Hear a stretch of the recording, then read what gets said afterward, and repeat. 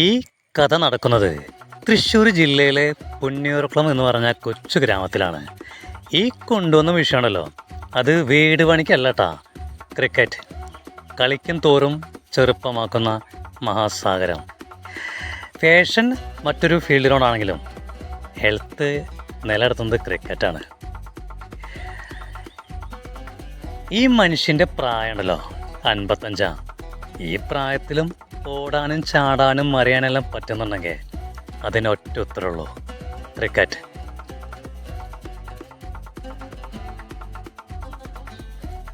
ഈ കഥയിലെ കഥയും കഥാപാത്രങ്ങളും തികച്ചും സാങ്കല്പികമല്ല, യാഥാർത്ഥ്യമാണ്.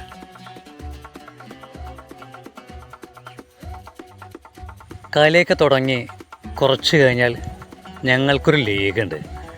ഒരുപാട് ടീമുകൾ ചേർന്ന ലീഗാണ്. ആ ലീഗ് ഒരു ഉത്സവം പോലെയാണ്. സത്യം പറഞ്ഞാൽ ഈ ക്രിക്കറ്റ് ജീവിതത്തിൻ്റെ ഒരു ഭാഗമായിട്ടാണ് ഞങ്ങൾക്കെല്ലാം തോന്നിയിട്ടുള്ളത്.